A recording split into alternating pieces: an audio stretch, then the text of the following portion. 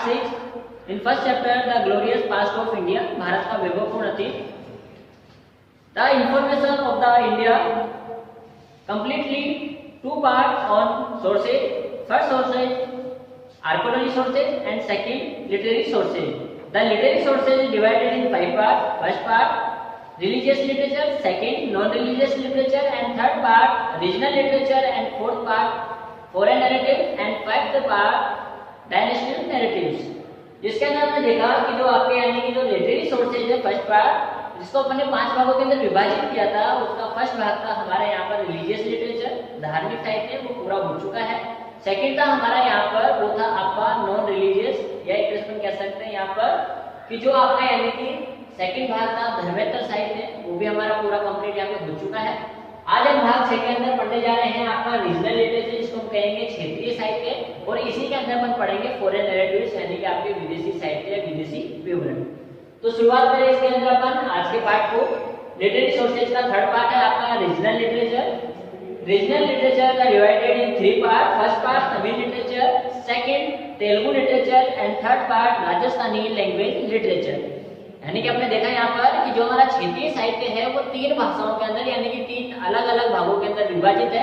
पहला है हमारा कौन सा तमिल साहित्य, सेकंड है तेलुगु एंड थर्ड है राजस्थानी। देखिए एक बार, the regional literature are divided in 3 part. First part Tamil literature, second part Telugu literature and third part Rajasthani language literature. The Tamil literature is first literature on regional literature. Ancient Tamil literature is called Sangam literature. Ancient Tamil literature is called Sangam literature, यानी कि जो प्राचीन तमिल साहित्य है उसी को संगम साहित्य कहा जाता है। पूछ लीजिए आपसे कि व्हाट इज संगम साहित्य, तो the ancient Tamil literature is called Sangam साहित्य, कि जो यानी कि प्राचीन तमिल साहित्य है वही संगम साहित्य है। We get knowledge about Chola and Pallava rulers, ये जो तमिल साहित्य है जिससे हमको चोल एवं पल्लव कालीन शासकों के बारे में हमको जानकारियां प्राप्त होती है। The foreigner of this literature was says Agastya, यानी कि अपन इसके प्रणेता की बात करें कि जो यानी कि इसके आपके तमिल साहित्य के जो प्रणेता है वो है आपके ऋषि अगस्त्य। तो उसी प्रकार से हम कह सकते हैं कि आपका फर्स्ट था तमिल साहित्य, और इसकी अगर अपन बात करें कि इसकी यानी कि एक तरह से उत्पत्ति कहाँ से हुई है, तो वो आपके भारतीय भाषा एवं श्रीलंका की एक भाषा है द्रविड़ भाषा, उसी द्रविड़ भाषा से तमिल साहित्य की उत्पत्ति हुई है, उसी का उद्गम हुआ है। नेक्स्ट आपके Telugu literature. Telugu literature best ग्रंथ Krishna Devaraya Vijayam. The Telugu literature best ग्रंथ कृष्ण देवराय विजयम। द राइटर ध्रुजटी, यानी कि ध्रुजटी के द्वारा यहाँ पर एक तेलुगु ग्रंथ लिखा गया है जिसका नाम है Krishna Devaraya Vijayam. Krishna Devaraya Vijayam that provides information about the achievement of Krishnadevaraya.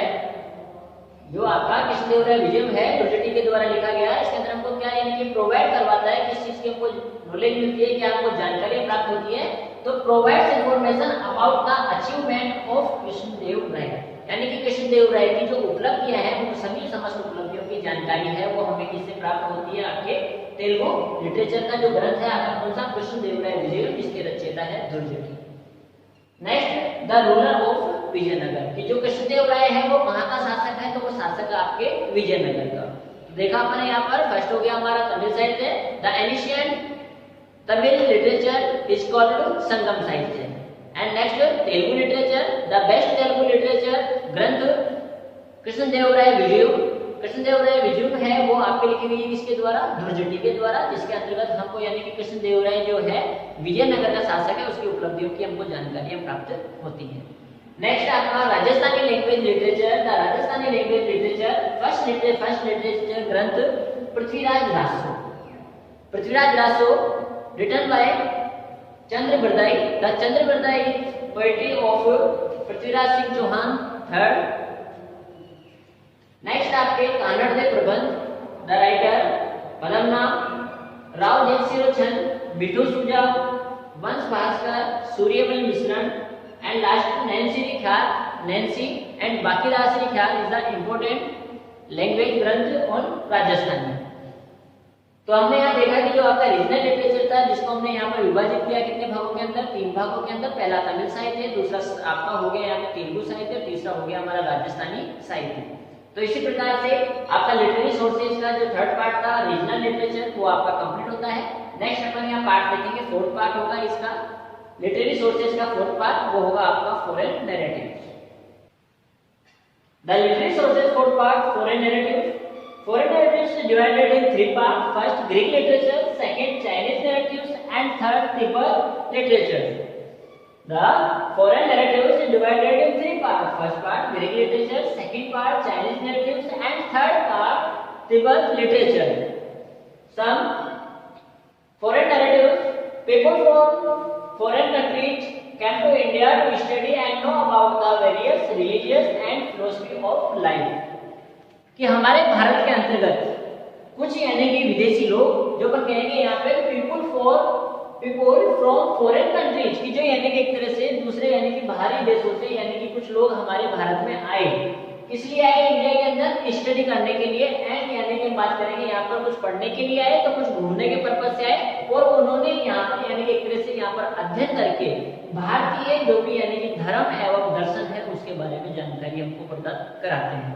इनके द्वारा जो भी यानी कि जानकारियां दी गई है जिससे हमारे भारतीय इतिहास के बारे में हमको काफी जानकारी मिलती है, तो उसी के अनुसार अपन देखेंगे। फर्स्ट आपका ग्रीक लिटरेचर। ग्रीक लिटरेचर के अंदर आपके कौन कौन से यहाँ पर राइटर होंगे और उनके द्वारा कौन कौन सी बुक है वो लिखी गई है वो अपन देखेंगे।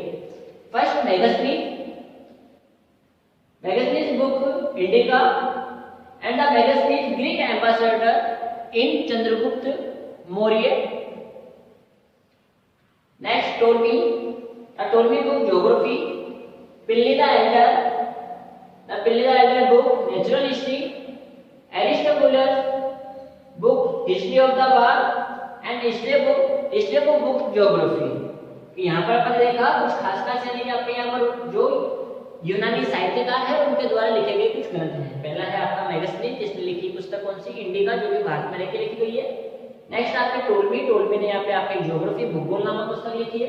पिल्ली ऑफ द एल्डर जिसने यानी एक तरह से आपके नेचुरल हिस्ट्री की नामक किताब लिखी है।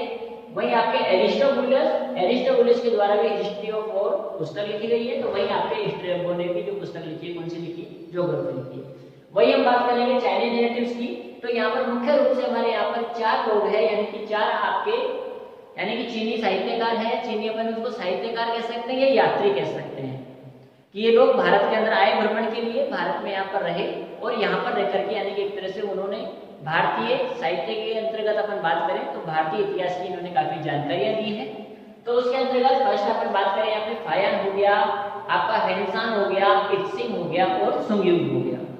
तो फर्स्ट फायान जो कि अपन देखेंगे यहाँ पर चंद्रगुप्त सेकंड के समय में यहाँ पे हमारे भारत में आया 399 टू 14th सेंचुरी तक ये हमारे भारत के अंदर रहेगा। उसी के बाद नेक्स्ट आपका हेनसान जो आपके हर्षवर्धन के समय में हमारे भारत में आया जो कि आपके 629 सेंचुरी टू 644 सेंचुरी तक हमारे भारत में रहेगा। मतलब बात करें तो फायान है कंप्लीटली हमारे यहाँ पे कितने 14 इयर्स तक यानी कि हमारे इंडिया में रहता है।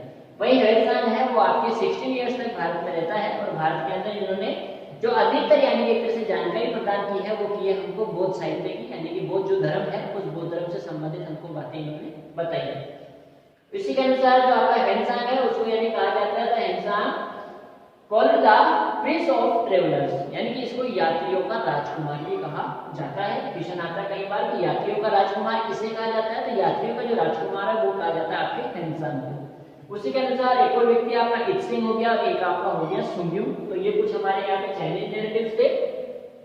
नेक्स्ट अपने बात करेंगे तिब्बत लिटरेचर की। The first writer Taranath and Taranath की अपने बात करें तो तारानाथ के द्वारा यहाँ पर ग्रंथ लिखे गए हैं दो, जिनका नाम है, एक का नाम है कगयूर और दूसरे का नाम है कंगयूर। नेक्स्ट मसूदी द अरबी writer meadows of gold, the Masudi book meadows of gold. And next Alberuni book तारिक उल हिंद। नेक्स्ट आपके सुलेमान नानी जिसकी पुस्तक है आपके सिलसिलात उल तारिक, जो आपके यानी कि सिलसिलात उल तारिक है वो यानी कि किसकी लिखी गई है आपके सुलेमानी नानी की। वही अपन बात करें यहाँ पे तो जो हमारे यानी कि लिटरेरी सोर्सेज है आपका यानी कि जो साहित्यिक स्रोत है, साहित्यिक स्रोत जिसको हमने 5 भागों के अंदर विभाजित किया था, जिसके यानी कि 4 भाग है वो हमारे पूरे यहाँ पर कंप्लीट हो चुके हैं। अगर इन भागों के अंदर जो भी अब तक यानी कि हमारे 6 भाग पूरे हो चुके हैं किसी भी प्रकार की किसी भी स्टूडेंट्स को कोई भी शिकायत हो, किसी भी प्रकार की कोई समस्या हो, तो ये मेरा व्हाट्सएप नंबर है जिसके ऊपर आप यानी कि एक तरह से किसी भी प्रकार की आपको कोई भी समस्या हो तो उसके बारे में आप वहाँ पर पूछ सकते हैं। आपकी समस्या का तुरंत वहाँ समाधान किया जाएगा।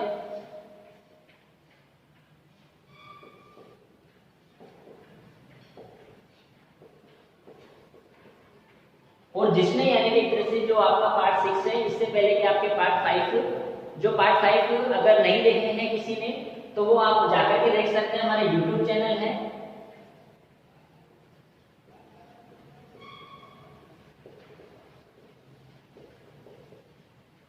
अर्जुन क्लासेज।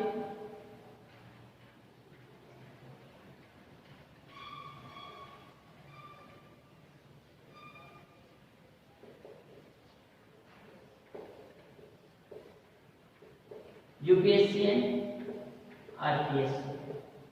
तो किसी प्रकार का अगर किसी ने भी इससे पहले के जो पार्ट है वो नहीं देखे हैं और उसी के साथ साथ जो इंग्लिश मीडियम में अगर किसी कोई दिक्कत आ रही हो तो अगर सेम जो ये पार्ट है आपके हिंदी मीडियम में भी अगर आपको देखने हो तो हिंदी मीडियम के अंदर भी आप यहाँ पे देख सकते हैं Arjun classes UPSC and RPSC. ठीक है, धन्यवाद।